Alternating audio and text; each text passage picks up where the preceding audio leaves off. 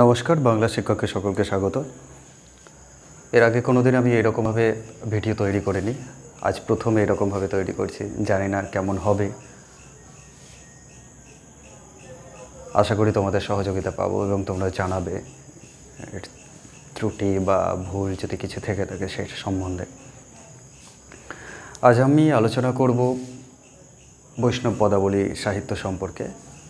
বৈষ্ণব পদাবলী সাহিত্য মধ্যযুগের বাংলা সাহিত্যের একটা বিশেষ অধ্যায়। মহাপ্রভু শ্রী চৈতন্যদেবের আবির্ভাবের পর এই সাহিত্য বিশেষভাবে মুখরিত হয়ে উঠেছিল, এটা আমরা জানি। কিন্তু এটাও জানি যে মহাপ্রভু শ্রী চৈতন্যের অনেক আগে থেকেই বৈষ্ণব পদাবলী সাহিত্যের একটা উজ্জ্বল ইতিহাস রয়েছে। সংস্কৃত সাহিত্যের শেষ শক্তিশালী কবি জয়দেব, তিনি যে গীতগোবিন্দম নামে যে কাব্যখানি রচনা করেছেন, সেই কাব্যখানিতেই বৈষ্ণব সাহিত্যের একটা প্রাক রূপ ধরা পড়েছে। বৈষ্ণব সাহিত্যের আদি কথন যদি বলা যায় সেখান থেকে, যদিও মহাভারতে শ্রীকৃষ্ণের নাম উল্লেখ আছে, রাধা নামটা নেই, ব্রহ্মবৈবর্ত পুরাণে আমরা সেই নামটা প্রথম পাচ্ছি।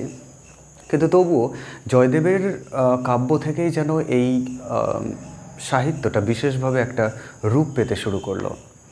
তো যাই হোক, রামানন্দ বৈষ্ণব ধর্মের প্রথম প্রতিষ্ঠাতা, রামানন্দের শ্রেষ্ঠ প্রচারক, শ্রেষ্ঠ শিষ্য বা প্রধান শিষ্য ছিলেন কবির, আর চৈতন্য মহাপ্রভু হলেন এই বৈষ্ণব ধর্মের সর্বশ্রেষ্ঠ প্রচারক। তো এইটা বৈষ্ণব সাহিত্যের বা বৈষ্ণব ধর্ম সম্পর্কিত কথা। তাহলে কি বললাম? রামানন্দ হলেন বৈষ্ণব ধর্মের প্রথম প্রচারক বা স্রষ্টা বৈষ্ণব ধর্মের।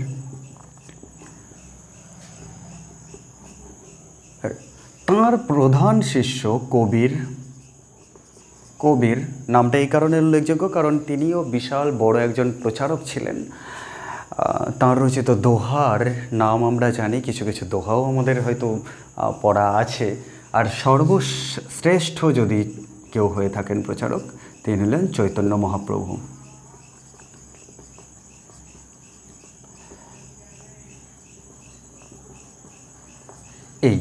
এইটুকুটা আমাদের মোটামুটিভাবে আপাতত জেনে রাখা প্রয়োজন। এবার আমি বলবো যে এইটুকুটা পর যে কথাটা হলো, বৈষ্ণব সাহিত্যে মূলত কৃষ্ণ কথা, কৃষ্ণ এবং রাধা কথা, কৃষ্ণ রাধা কথাই আছে। তাছাড়াও যে জিনিসটা আছে পরবর্তীকালে চৈতন্যদেবের জন্মের পর চৈতন্য কথা, এই তো, বা চৈতন্য ও চৈতন্য পার্ষদ কথা।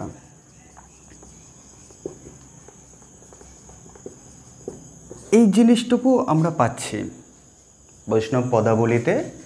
বৈষ্ণব পদাবলীতে আমরা পাচ্ছি রাধাকৃষ্ণ কথা আর চৈতন্য ও চৈতন্য পার্ষদ কথা, বা এই সম্পর্কিত পদগুলো আমরা পাচ্ছি। এবার প্রশ্ন হলো, যদি রাধাকৃষ্ণ, আমি বাদ দিলাম, এইটুকু বাদই দিলাম, চৈতন্য মহাপ্রভুর কথাটুকু আমি বাদ দিলাম, যদি রাধাকৃষ্ণেরই কথা হয়ে থাকে তাহলে পরে এখানে কৃষ্ণ আছে, তো বৈষ্ণব কেন হলো? স্বাভাবিক, মজা করে বলা যেতেই পারে যে কৃষ্ণ আছে তাহলে কৃষ্ণব বা কৈষ্ণব এরকম হতে পারে, কিন্তু বৈষ্ণব কেন হলো? তার প্রধান কারণ হলো, বৈষ্ণব মানে হলো বিষ্ণু সম্বন্ধীয় বা নারায়ণ, যে আমরা বলে থাকি নারায়ণের আর এক নাম হলো বিষ্ণু, সে বিষ্ণু সম্বন্ধীয় বা বিষ্ণু ভক্ত বা বিষ্ণু যাদের উপাস্য, এই সম্পর্কিত যে পদ, সেগুলো হলো বৈষ্ণব পদ। এবার বিষ্ণুর আর একটা অবতার হলেন, আমরা ধরে থাকি বিষ্ণুর অবতার হিসেবে কৃষ্ণকে, তো স্বাভাবিকভাবেই কৃষ্ণ কথা বৈষ্ণব কথা সমান, ঠিক আছে। এবার পদাবলীটা কী জিনিস বোঝা গেল এটুকু, যে বৈষ্ণব কেন নাম হলো, যেহেতু কৃষ্ণ হলো বিষ্ণুরই আর একটা অবতার, সেই জন্য বৈষ্ণব নাম, বৈষ্ণব সাহিত্য হয়েছে, হলো। এবার পদাবলী কেন? পদ যোগ আবলী, আবলী মানে হলো সমূহ, ঠিক আছে। যেখানে বিষ্ণু সম্বন্ধীয় বা কৃষ্ণ সম্বন্ধীয় পদ সমূহ রয়েছে সেটা হলো বৈষ্ণব পদাবলী। ক্লিয়ার? এই হলো বৈষ্ণব পদাবলী সম্পর্কিত একটুখানি কথা। এবার এবার আমরা বললাম যে বৈষ্ণব ধর্মের শ্রেষ্ঠ প্রচারক মহাপ্রভু শ্রী চৈতন্যদেব, এবং মহাপ্রভু শ্রী চৈতন্যদেবের আবির্ভাবের পর এই সাহিত্যটা এত ব্যাপকতা লাভ করেছিল। তার আগে বিদ্যাপতি আর চণ্ডীদাসের পদ আমরা পাচ্ছি, জয়দেবেরও গীতগোবিন্দম কাব্যতে 24খানা গান আমরা পাচ্ছি। তো এইটুকু ছাড়াও যেটুকু আমরা আজকে প্রাককথনটুকু বলবো বৈষ্ণব সাহিত্য বা বৈষ্ণব পদ, এই পদ সম্পর্কিত আমরা কিছু প্রাককথন বলবো।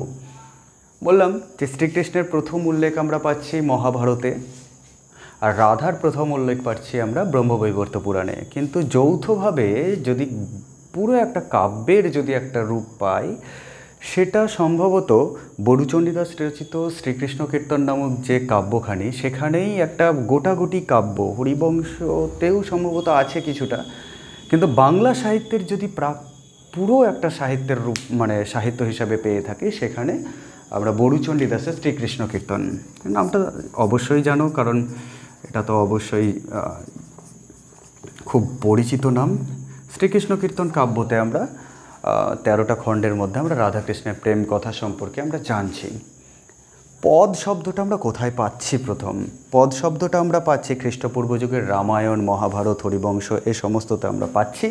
এছাড়াও পরবর্তীকালে বিভিন্ন সাহিত্য, যেমন ভরতের নাট্যশাস্ত্রতে আমরা পাচ্ছি। ভরতের নাট্যশাস্ত্রতে পদ শব্দটি গান বা গীত অর্থে পাওয়া গিয়েছিল, ব্যবহৃত হয়েছিল।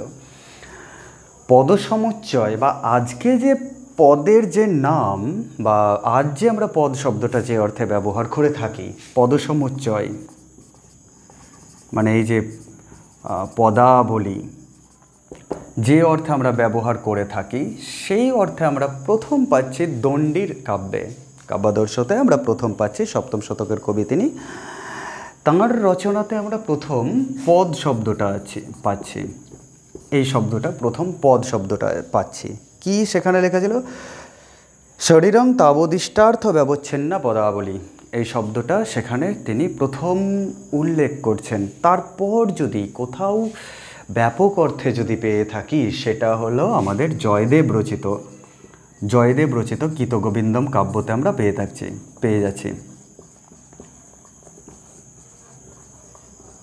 গীতগোবিন্দম কাব্যতে আমরা পদ শব্দটি প্রথম পাচ্ছি। কীরকমভাবে পাচ্ছি আমি এখানে লিখে দিচ্ছি। यदि हरि शरणे सरसंग मन, यदि विलास कलास कुतूहलम, মধুর কমল কান্ত পদাবলীম শ্রীনু তদা জয়দেব সরস্বতীম। এইটা ছিল মূল পুরো শ্লোকটা। আমি শেষটুকুটা লিখে দিচ্ছি। মধুর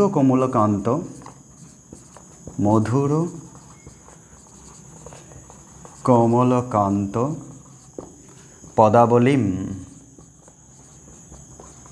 পদাবলীম। তারপরের লাইনটা বা পুরোটা পূরণ করতে গেলে শ্রীনু লিখেই দিই, কী আছে, শ্রীনু তদা জয়দেব সরস্বতীম।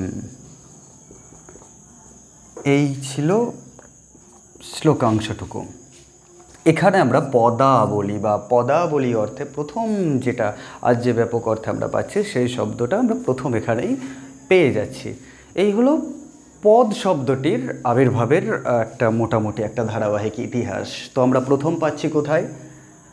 রামায়ণ মহাভারতে। জানি না এখানটা আসবে না বোধহয়, মুছে দিই, এটুকু মুছে দিই। প্রথম পাচ্ছি কোথায়? রামায়ণ মহাভারতে আমরা পেলাম। রামায়ণ, মহাভারত, হরিবংশ ইত্যাদি। এইটাতে পেলাম প্রথম এখানে পাচ্ছি। তারপর ভরতের নাট্যশাস্ত্র,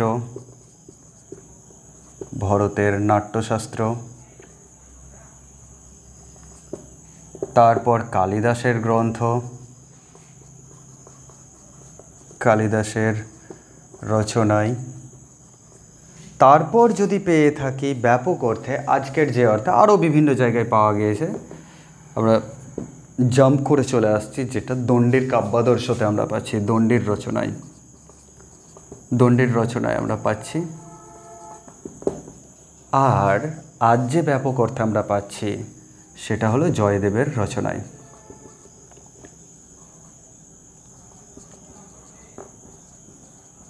জয়দেবের রচনায় আমরা পেলাম প্রথম। এইটা মোটামুটি একটা ধারাবাহিক ইতিহাস। আশা করি এইটুকু লেখা হয়ে গিয়েছে। মধুর কমলকান্ত পদাবলীম শ্রেণু তদা জয়দেব সরস্বতীম। তাহলে এইটুকু মুছে দিই।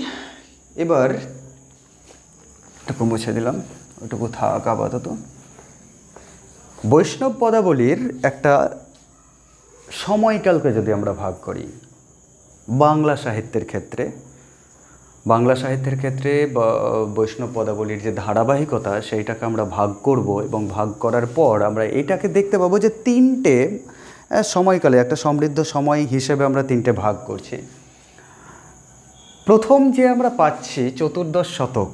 চতুর্দশ শতক মানে হলো 1301 থেকে 1400। আগের ভিডিওতে আমি জানিয়েছিলাম, যদি তোমরা রেগুলার যদি চেক করে থাকো আগের ভিডিওগুলো আমার, সেখানে দেখবে যে শতক বিচার করতে গেলে পরে এই রকমভাবে বিচার করতে হয়। যে চতুর্দশ শতক মানে হলো 1301 থেকে 1400 এই সময়টা। পঞ্চদশ মানে হলো, পঞ্চদশ শতক যদি হয় তাহলে পরে 1401 থেকে 1500, মানে মোদ্দা কথা হলো যে এইটার হিসেবে শতক হবে। ক্লিয়ার?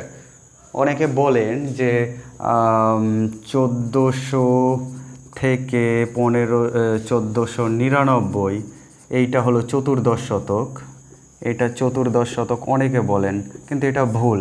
কারণ আমরা শতক মানেই জানি, শতক যে হিসেবটা সেটা জানি 1 থেকে 100, এইটা জানি। তো 1 থেকে 100 যদি শতক হয়ে থাকে তাহলে পরে তো এটাই ঠিক, তাই না? তো এই চক্করে পড়বে না, এইটা ভুল একটা হিসেব, এখানে না গিয়ে এইটাই যাবে।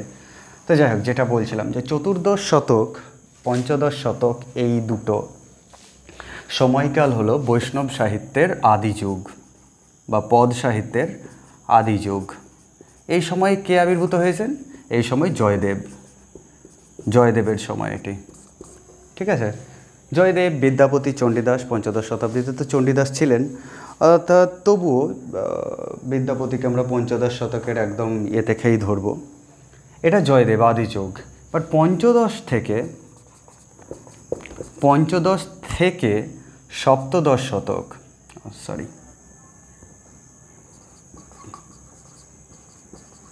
এই সময়টা হলো বৈষ্ণব সাহিত্যের দ্বিতীয় বা মধ্যযুগ বা সমৃদ্ধ যুগ বা সুবর্ণ যুগ, যেটা লিখবে। এটা হলো সুবর্ণ যুগ বৈষ্ণব সাহিত্যের। কেন সুবর্ণ যুগ সেটা নিয়ে আমরা আলোচনা করছি। আগে যুগ বিভাগটা লিখে নেই। আর অষ্টাদশ শতক থেকে ঊনবিংশ শতকের প্রাকলগ্ন, ঊনবিংশ শতকের প্রথমার্ধ, এই সময়টা হলো অবক্ষয়ের যুগ বা শেষ যুগ। ঠিক আছে? তাহলে কি দাঁড়ালো? 1301 থেকে 1500 পর্যন্ত হলো আদি যুগ। সুবর্ণ যুগ বা মধ্যযুগ যদি বলা যায় তাহলে 1450 ধরো, কারণ পঞ্চদশ শতকের মাঝামাঝি থেকে আমরা ধরছি। 1450 থেকে সপ্তদশ মানে হলো 1700। এই সময়টা হলো সুবর্ণ যুগ। আর অষ্টাদশ শতক মানে হলো 1701 থেকে ঊনবিংশ শতক মানে হলো 1850। তারও আগেই শেষ হয়ে গিয়েছে, তবু আমরা এটুকুটাই ধরবো মোটামুটিভাবে। এই হলো সময়কাল। ক্লিয়ার? এবার এদিকটা হয়ে গিয়েছে আশা করি। মুছে নেওয়া ব্যাপারটা, এটুকু মুছে দিলাম। আমি আর একবার বলে নিচ্ছি যে রামায়ণ, মহাভারত, হরিবংশতে আমরা পদ শব্দটির প্রথম উল্লেখ পাচ্ছি রামায়ণ, মহাভারত, হরিবংশতে, বিভিন্ন গ্রন্থে। ভরতের নাট্যশাস্ত্রতে আমরা পাচ্ছি পদ শব্দটার উল্লেখ। কালিদাসের বিভিন্ন রচনায় আমরা উল্লেখ পাচ্ছি। তারপরে দণ্ডির রচনায় কাব্যাদর্শ নামক যে গ্রন্থখানি আছে সেইখানে আমরা পাচ্ছি। দণ্ডির রচনায় পদসমুচ্চয় অর্থে তিনি ব্যবহার করেছেন প্রথম এইখানে। তারপর জয়দেবের রচনায় আমরা মধুর কমলকান্ত পদাবলীম, এই পদাবলীম শব্দটি আধুনিক মানে এখনকার যে পদ অর্থ সেই অর্থে তিনি ব্যবহার করলেন। আগে গান বা গীত অর্থে ব্যবহৃত হতো, কিন্তু পরবর্তী থেকে পদ অর্থে ব্যবহৃত হচ্ছে। এই গেল এই দিকটা, অর্থাৎ এই দিকটা আমি মুছে দিলাম, আর প্রয়োজন নেই এইটুকু, জায়গা ছোট, অতএব মুছতে হবে এবং লিখতে হবে। আশা করি অসুবিধা হবে না তোমাদের। তারপর আদিযুগ, আদিযুগ আমরা ধরেছি 1301 থেকে 1450 পর্যন্ত। 1301 থেকে 1450 পর্যন্ত, এটা প্রথমার্ধ, পঞ্চদশ শতকের প্রথমার্ধ। এটা হলো প্রথম যুগ বা আদিযুগ। 1450 বা 51 ধরো থেকে 1700 মানে সপ্তদশ শতক পর্যন্ত হলো মধ্যযুগ বা সুবর্ণযুগ। এটা 1, এটা 2 আর এটা 3।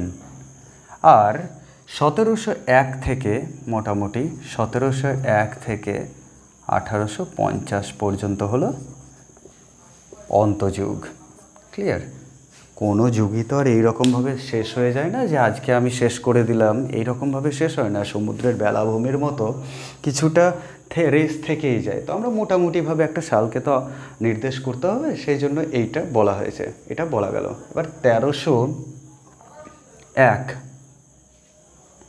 এই দিকটা আর বলার কিছু নেই, আমি মুছে দিচ্ছি। এটা ধরে ধরে এবার আমাদের আলোচনা করতে হবে।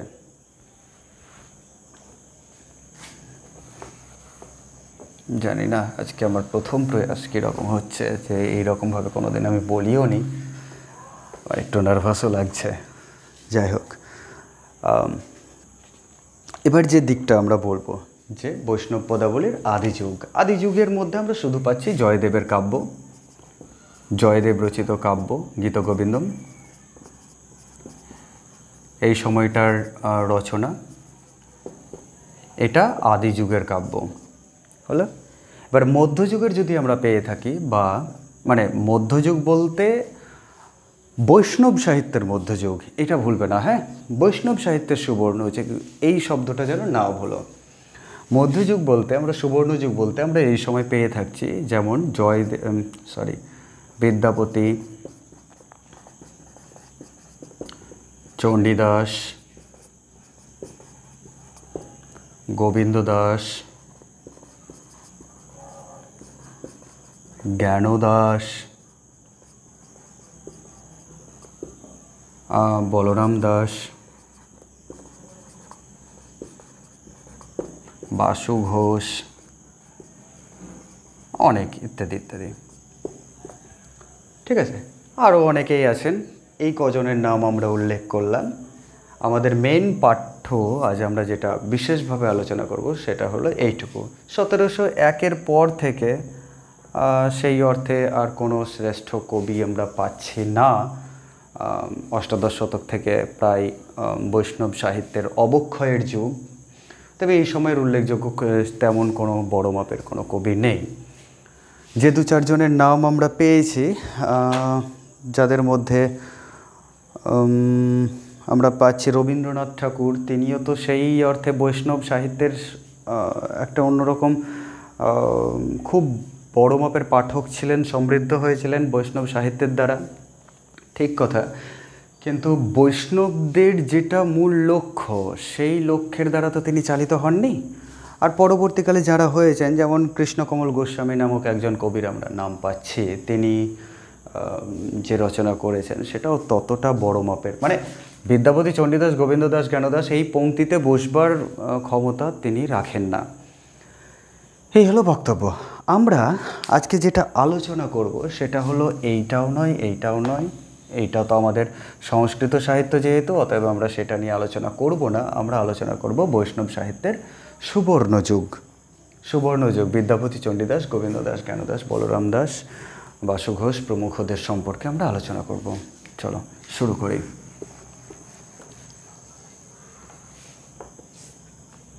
এটা মুছে দিলাম।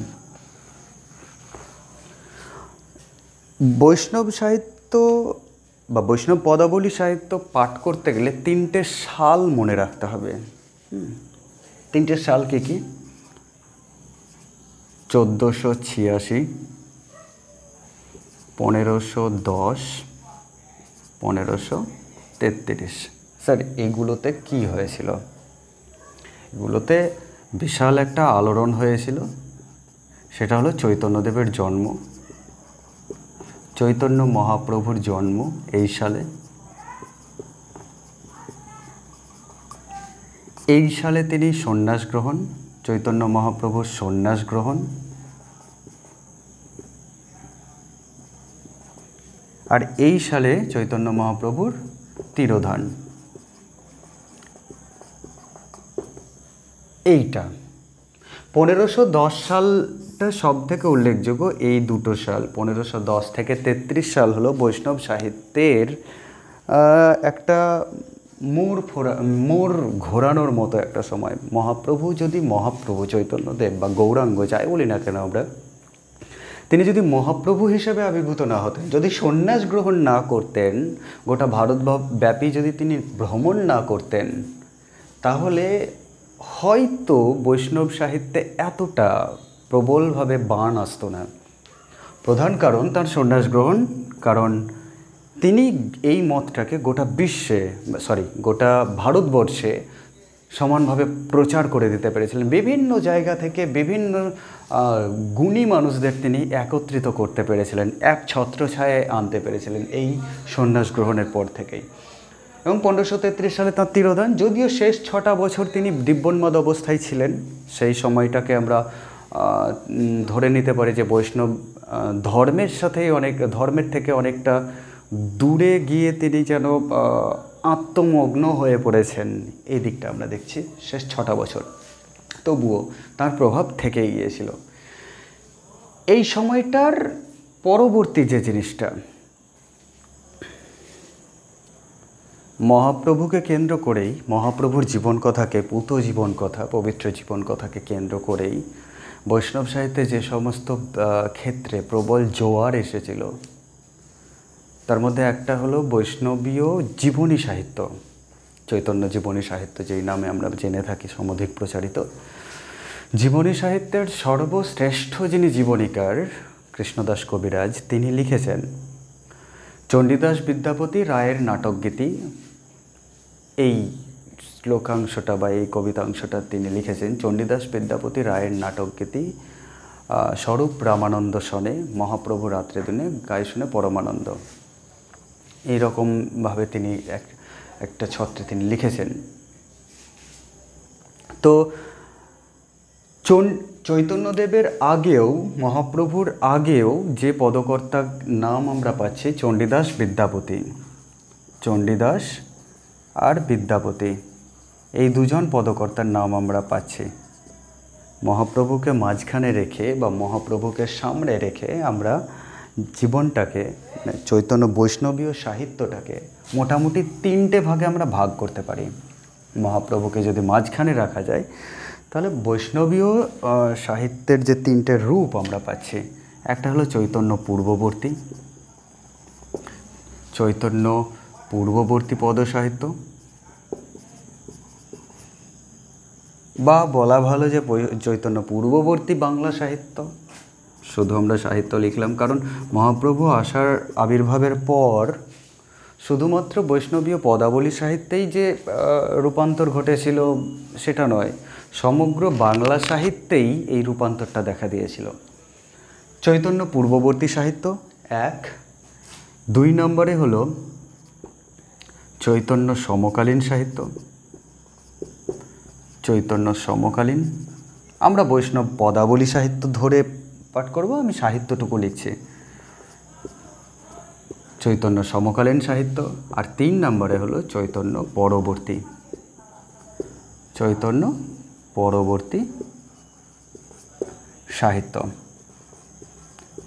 এই হিসেবে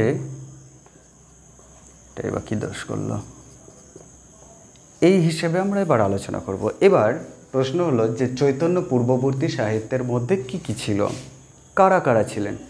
জয়দেবকে আমরা প্রথমেই স্মরণে রাখছি, জয়দেব। আবার লিখছি জয়দেব, বিদ্যাপতি, আর চণ্ডীদাস। এই তিনজনের আমরা নাম পাচ্ছি। চৈতন্য সমকালীন সাহিত্যিকের মধ্যে আমরা পাচ্ছি মুরারি গুপ্তর নাম পাচ্ছি, মুরারি গুপ্ত, বাসু ঘোষ, গোবিন্দ ঘোষ, রায় রামানন্দ প্রমুখ। আর চৈতন্য পরবর্তী সাহিত্যিকদের নাম পাচ্ছি আমরা গোবিন্দ দাস, জ্ঞান দাস। এগুলো না লিখলেও চলতো, জানা তোমাদের। গোবিন্দ দাস, জ্ঞান দাস, বলরাম দাস ইত্যাদি ইত্যাদি ইত্যাদি। আরও অনেকেই আছে, কবিশেখর রায়শেখর। তো এই হলো বিষয়। আমরা তিনটে যুগে ভাগ করলাম। কেন? আমাদের ভাগ করার উদ্দেশ্যটা কি? আমরা কেন বৈষ্ণব পদাবলী সাহিত্যকে তিনটে ভাগে আমরা ভাগ করব? কেন? প্রয়োজনটা কি? নিশ্চয়ই এই তিনটে যুগের মধ্যে নিশ্চয়ই কোনো পার্থক্য আছে। পার্থক্যটা কি? চৈতন্য পূর্ববর্তী সাহিত্যিক হিসেবে আমরা পাচ্ছি জয়দেব, বিদ্যাপতি, চণ্ডীদাস।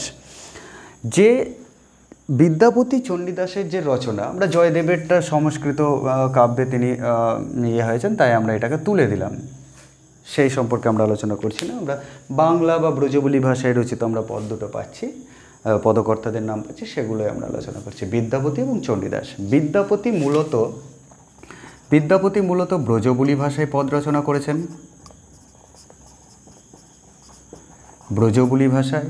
আর চণ্ডীদাস মূলত বাংলা ভাষায় পদ রচনা করেছেন। ঠিক আছে? এবার বিদ্যাপতি ব্রজবুলি ভাষায় পদ রচনা করলেন। এই ব্রজবুলি ভাষাটা কি ভাষা আসলে? মৈথিলি আর বাংলা ভাষার মিলনে এক সুমিষ্ট আলংকারিক ভাষার জন্ম হয়েছিল। এটা হলো মূলত লোকমুখে প্রচারিত একটা কাল্পনিক ভাষা। সবাই মনে করতেন এই ভাষাতে হয়তো ভগবান শ্রীকৃষ্ণ, রাধিকা তারা ব্রজধামে কথা বলতেন, সেই জন্য এটাকে ব্রজবুলি বলা হচ্ছে। অনেকে বলেন ব্রজভাষা নামে একটা ভাষারও অস্তিত্ব আছে। তো যাই হোক, এটা আমরা ব্রজবুলি এই নামটাই জানছি, ব্রজবুলি। আর চণ্ডীদাস বাংলা ভাষায় পদ রচনা করছেন। প্রথম দ্রষ্টব্য দেখো, চৈতন্য পূর্ববর্তী কালের কোনো পদকর্তা দুটো ভাষায় পদ রচনা করেননি। বিদ্যাপতি শুধু ব্রজবুলি ভাষায় লিখলেন, আর চণ্ডীদাস শুধু বাংলা ভাষায় পদ রচনা করলেন। ক্লিয়ার? প্রথম পার্থক্য। চৈতন্য সমকালীন বা চৈতন্য পরবর্তীকালীন পদকর্তারা প্রত্যেকেই এই দুটো ভাষাতেই, ব্রজবুলি এবং বাংলা দুটো ভাষাতেই পদ রচনা করছেন। কারণ সবাই ধন্য হয়ে যাচ্ছেন। মহাপ্রভু যেহেতু ব্রজবুলি ভাষার গান শুনতে খুব মুগ্ধ হয়ে শুনতেন, বাংলা ভাষাও গানও তিনি শুনছেন। তো ব্রজবুলি যদি রাধাকৃষ্ণের যদি নিজস্ব ভাষা হয়, সেই ভাষায় কথা বলা বা সেই ভাষায় একটা পদ রচনা যদি করতে পারা যায়, তো আমি তো ধন্য হয়ে যাব। এই মেন্টালিটি, এই মানসিকতা বা এই মনস্তত্ত্ব কবিদের কাজ করছে, যে জন্য পরবর্তী এবং সমকালীন কবিরা প্রত্যেকেই দুটো ভাষায় পদ রচনা করছেন। ক্লিয়ার? এক নম্বর বৈশিষ্ট্য আমরা পেয়ে গেলাম। তাহলে এক নম্বর বৈশিষ্ট্য হলো যে পূর্ববর্তীকালের বিদ্যাপতি এবং চণ্ডীদাস শুধুমাত্র ব্রজবুলি এবং বাংলা ভাষায় পদ রচনা করছেন। বিদ্যাপতি ব্রজবুলিতে, চণ্ডীদাস বাংলাতে। সমকালীন এবং পরবর্তীকালের কবিরা দুটো ভাষাতেই পদ রচনা করছেন। ব্যাস, এটা হলো প্রথম বৈশিষ্ট্য, যে কেন আমি যুগ বিভাগটা করব। দুই নম্বর হলো, এটাও মুছে দিই, দুই নম্বর যে বৈশিষ্ট্য, ফারাকটা কোথায়? চৈতন্য পূর্ববর্তী সাহিত্যে ভগবান শ্রীকৃষ্ণের ঐশ্বর্য রূপের উপাসনা, এটা চৈতন্য পূর্ববর্তী সাহিত্যে। শ্রীকৃষ্ণের ঐশ্বর্য রূপের উপাসনা চলছে। চৈতন্য পরবর্তীকালে শ্রীকৃষ্ণের প্রেমিক রূপের উপাসনা চলছে। ঠিক আছে? এই দুটো সময়কালে প্রেমিক রূপের উপাসনা চলছে। এবার বলছি স্যার, এই দুটোতে তো একই বৈশিষ্ট্য, তাহলে এই ভাগটা করার কি প্রয়োজন? প্রয়োজন একটাই, কারণ এই সমকালীন সাহিত্যতে চৈতন্যদেব জীবিত ছিলেন, আর এই পরবর্তী সাহিত্যতে চৈতন্যদেব তখন তিরোহিত হয়েছেন, বা চৈতন্যদেবের প্রভাব আছে ঠিকই, কিন্তু চৈতন্যদেব সশরীরে আর উপস্থিত নেই, যে কারণে এটা পরবর্তী সাহিত্য, আর এটা সমকালীন সাহিত্যর মধ্যে পড়ছে। ওকে, প্রেমিক রূপ আমরা পাচ্ছি এই সময়টায়, আর চৈতন্য পূর্ববর্তীকালে বিদ্যাপতি চণ্ডীদাস উভয়ই ঐশ্বর্য রূপের পদ রচনা করছেন। বিদ্যাপতির পদে আমরা পাচ্ছি যেটা সংস্কৃত অলঙ্কার শাস্ত্রের যে রূপটা, সংস্কৃত অলঙ্কার শাস্ত্রের নায়িকা যেরকম হবে, সংস্কৃত অলঙ্কার শাস্ত্রে যেরকমভাবে প্রেমের ব্যাখ্যা করা হয়েছে, সেই প্রেমের স্বরূপটাই তিনি রাধাকৃষ্ণের প্রেমলীলার মধ্যে তুলে ধরছেন। এটা চৈতন্য পূর্ববর্তীকালের কবি বিদ্যাপতির পদে আমরা পাচ্ছি। আর চণ্ডীদাসকে বলা হয় সহজিয়া কবি, অতএব তাঁর কাব্যেও বা তাঁর পদেও আমরা এই রূপটাই পাচ্ছি, সহজিয়া রূপ একটা পাচ্ছি আমরা। এই গেল এই ব্যাপারটা। আর কি থাকছে চৈতন্য পূর্ববর্তীকালের তৃতীয় যেটা বৈশিষ্ট্য, তাহলে আমরা দুটো বৈশিষ্ট্য পেলাম, মনে রাখবে এবং পারলে সম্ভব হলে লিখেও নাও। ভালো লাগলে পরে অবশ্যই এটাকে শেয়ার করে দিও, আর বন্ধু বান্ধবীকে আমার চ্যানেলটা অবশ্যই সাবস্ক্রাইব করতে একটু জানিও। এটা আমি সাধারণত বলি না, তবু বলছি আজ ক্লাসের ফাঁকে। যাই হোক, চৈতন্য পূর্ববর্তী এবং পরবর্তী বা সমকালীন সাহিত্যের আরও একটা রূপ, এই সময় মহাপ্রভুর জন্মই হয়নি। চৈতন্যদেব আবির্ভূত হয়েছেন 1486-তে, তাই তো? তার অনেক আগেই পদ রচনা করে তিরোহিত হয়েছেন বিদ্যাপতি এবং চণ্ডীদাস, অনেক আগেই। তো মহাপ্রভু যখন জন্মাননি, তখন মহাপ্রভু বিষয়ক পদগুলো যেগুলো, সেগুলো নিশ্চয়ই রচিত হয়নি। চৈতন্য বিষয়ক গান, চৈতন্য বিষয়ক পদ তাঁরা রচনা করেননি, এটাই স্বাভাবিক। যিনি জন্মগ্রহণই করেননি, তাকে নিয়ে কী করে পদ রচনা করা যাবে? যদিও বলা হয়, একটা লোকমুখে প্রচলিত, লোককথায় প্রচলিত আছে যে রামায়ণের রাম জন্মানোর আগেই নাকি রামায়ণ মহাকাব্য রচনা হয়েছে। সত্যি কি মিথ্যা আমরা জানি না, রামায়ণ তো আসলে একটা কাব্য। রাম নামে যে কোনো চরিত্র ছিল কি না সেইটা তো আমরা জানি না। রামায়ণ যেহেতু একটা সাহিত্য, আজ যদিও হিন্দু ধর্মের পবিত্র ধর্মগ্রন্থ হিসাবে সেটা সমধিক পরিচিত, প্রচারিত, তবুও রামায়ণ তো আসলে একটা সাহিত্য। এটা তো মানে অবিশ্বাস করবার কোনো জায়গাই নেই, এটা আসলে সাহিত্য একটা। তো সেই রকম তো নয়। চৈতন্যদেব তো একটা রক্তমাংসের জলজ্যান্ত মানুষ, তাঁর জন্মানোর আগে কি করে পদ রচনা সম্ভব? অতএব বিদ্যাপতি এবং চণ্ডীদাস গৌরাঙ্গ বিষয়ক পদ বা চৈতন্য বিষয়ক পদ কোনো পদ রচনা করেননি, এটাই স্বাভাবিক। কিন্তু পরবর্তী দুই কালের কবিরা চৈতন্য বিষয়ক পদ বা গৌরাঙ্গ বিষয়ক পদ রচনা, গৌরাঙ্গ বিষয়ক পদ রচনা করেছেন। ঠিক আছে, 3 নম্বর পয়েন্ট এটা। পূর্ববর্তীকালের কবিরা চৈতন্য বিষয়ক পদ রচনা করেননি, পরবর্তীকালের কবিরা প্রত্যেকেই চৈতন্য বিষয়ক পদ রচনা একটা হলেও করেছেন।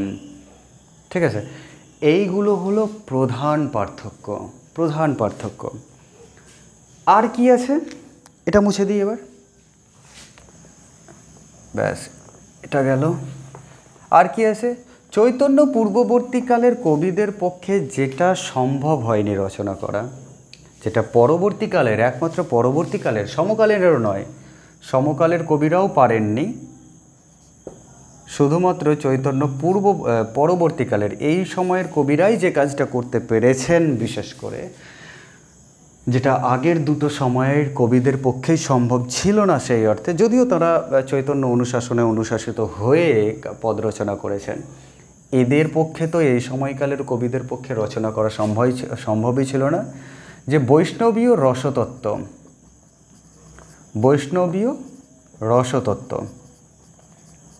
এই পয়েন্টটা লিখো।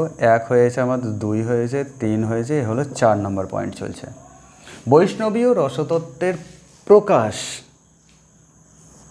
এই সময় ছিল না, এই সময় ছিল কিন্তু সেই ততটা ব্যাপকভাবে ছিল না, আর এই সময় প্রচণ্ড ছিল। এই সময় প্রত্যেকটা শ্রেষ্ঠ পদকর্তা ধরবার চেষ্টা করেছেন বৈষ্ণবীয় রসতত্ত্বকে।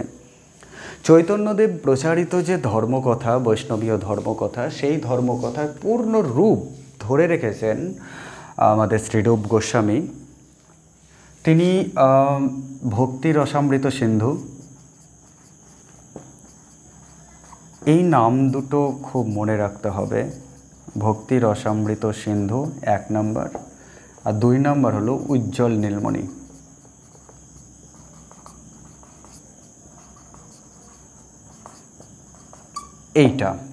এই দুটো বই তিনি রচনা করলেন শ্রীরূপ গোস্বামী।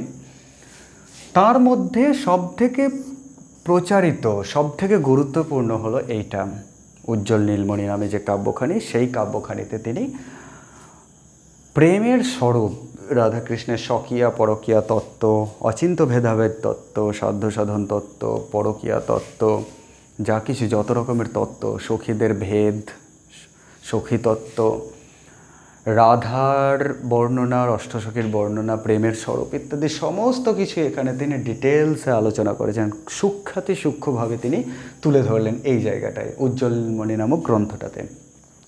এবার এইখানে যে অনুশাসন আছে, যেটা পরবর্তীকালের বিশেষ করে গোবিন্দ দাস, জ্ঞানদাস, বলরাম দাস, এই সমস্ত কবিরা, বিশেষ করে গোবিন্দ দাস এবং জ্ঞানদাস, যেহেতু এরা শ্রেষ্ঠতর পর্যায়ে পড়ছেন, তাঁদের পদে বিশেষভাবে অনুষ্ঠিত হয়েছে উজ্জ্বল নীলমণি কাব্যের নির্দেশ। তারা প্রত্যেকটি, গোবিন্দ দাসের প্রতিটি পদ আসলে অক্ষরে অক্ষরে বৈষ্ণবীয় রসতত্ত্বের পূর্ণ প্রকাশ পাচ্ছে। তাহলে 4 নম্বর বৈশিষ্ট্যতে গেল বৈষ্ণবীয় পদাবলী সাহিত্যের, চৈতন্য পূর্ববর্তী সাহিত্যের রসতত্ত্ব, বৈষ্ণবীয় রসতত্ত্বের প্রকাশ নেই, না থাকাটাই স্বাভাবিক। চৈতন্যদেব জন্মাননি তখন। চৈতন্য সমকালীন সাহিত্যতে বৈষ্ণবীয় রসতত্ত্বের প্রকাশ থাকছে, কিন্তু সেই অর্থে থাকছে না, কারণ উজ্জ্বল নীলমণি তখনও রচিত হয়নি পুরোপুরি। ভক্তি রসামৃত সিন্ধু হয়তো রচিত হয়েছে, মহাপ্রভু তার মতাদর্শটা প্রচার করছেন, কিন্তু পরবর্তীকালের যে কাব্য বা কবিতা রচনা করছেন, গান রচনা করছেন গোবিন্দ দাস, জ্ঞানদাস প্রমুখরা, তাঁদের রচনায় উজ্জ্বল নীলমণি, ভক্তি রসামৃত সিন্ধু বা আরও যে সমস্ত গ্রন্থগুলো আছে, তার প্রভাব, ব্যাপক প্রভাব আমরা দেখতে পাচ্ছি। এই হলো বৈষ্ণবীয় পদাবলী সাহিত্যের প্রাককথন। চৈতন্য পূর্ববর্তী যুগ, চৈতন্য সমকালীন যুগ, চৈতন্য পরবর্তী যুগের একটা মোটামুটি স্পষ্ট ধারণা। এই 4টে মোটামুটি পার্থক্য আমরা পেয়ে যাচ্ছি। আপাতত এইটুকুই থাক, তোমরা অবশ্যই কমেন্ট করে জানাবে। আজ আমার প্রথম ক্লাস, এটা সম্পর্কে আমার এখনও নার্ভাসনেস কাটেনি। তো যাই হোক, ভালো লাগলে বা মন্দ লাগলে, যেটাই লাগুক না কেন, কমেন্ট করে অবশ্যই জানিও, আমাকে শোধরাতে হবে। আর লাইক, শেয়ার, কমেন্ট এই সমস্ত তো করছো তোমরা, ধন্যবাদ।